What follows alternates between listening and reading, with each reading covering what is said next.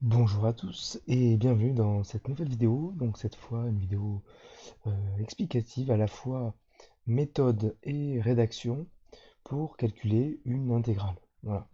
Alors comment ça fonctionne? En rouge vous avez le cours, c'est la forme générale. Euh, alors ce qu'il faut comprendre, c'est qu'ici donc on a la forme générale d'une intégrale, d'accord? Intégrale d'une borne a, une borne b, d'une fonction f. Et donc on a écrit dans le cours que on pouvait écrire ça entre crochets ici, une primitive entre les crochets et on reporte les bornes petit a et petit b. Et c'est la même chose que grand F de B moins grand F de A.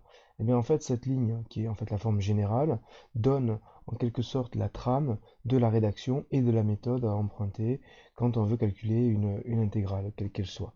Du coup, j'ai donné ici un exemple qui est très simple, mais qui va permettre d'illustrer ce que je veux montrer dans cette vidéo.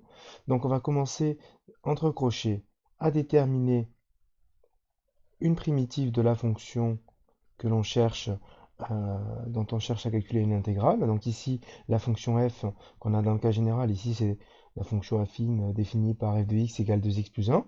Donc on va primitiver cette fonction-là et écrire la primitive entre les crochets. J'ai oublié de reporter sur le bord du crochet de droite les deux bords, 1 et 3. Et donc on primitive chaque terme de l'expression affine de x plus 1. Alors 2x, je ne vais pas rentrer trop dans les détails, hein, c'est un autre chapitre, mais 2x, c'est la dérivée de x carré, donc une primitive de 2x, c'est x carré. Plus, et 1, c'est la dérivée de x, donc une primitive de 1, c'est x. Voilà. Donc là, j'ai déterminé une primitive x carré plus x de 2x plus 1, et maintenant, donc, par rapport à la forme générale, je vais pouvoir passer à la dernière étape qui est le calcul en lui-même. Donc il s'agit de calculer et de soustraire les images par cette primitive, donc par grand F de la première borne, plutôt de la deuxième borne, de celle du haut en tout cas, moins donc celle d'en bas. Donc ça va donner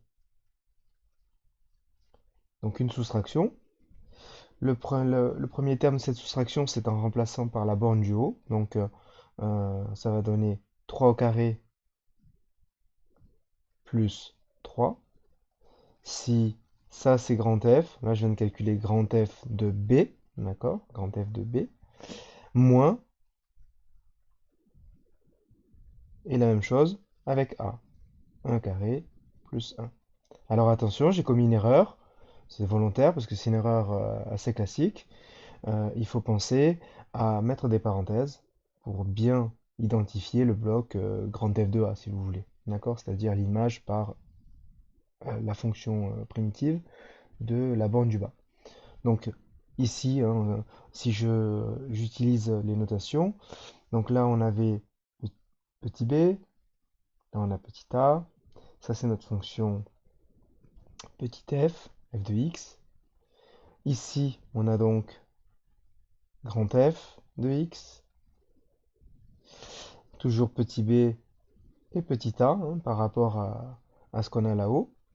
Et donc ici on a grand F de b, c'est-à-dire que dans grand F de x, on a remplacé les x par le b, c'est-à-dire 3, moins grand F de a. Voilà, ça c'est pour identifier par rapport à la formule générale. Reste plus qu'à calculer, et là c'est le plus facile, hein. En tout cas sur cet exemple c'est facile. Donc finalement notre intégrale est égale, alors 3 au carré ça fait 9, 9 plus 3 ça fera 12, moins 1 au carré ça fait 1, plus 1 ça fait 2, donc moins 2. Donc finalement ça fait 10. Voilà, donc j'espère que cette explication, cette petite vidéo vous aura paru claire. Donc, c'est la méthode générale à la fois pour calculer et pour rédiger ce calcul d'une intégrale. En attendant la prochaine vidéo, bah, écoutez, je vous souhaite une bonne fin de journée à tous et je vous dis à bientôt.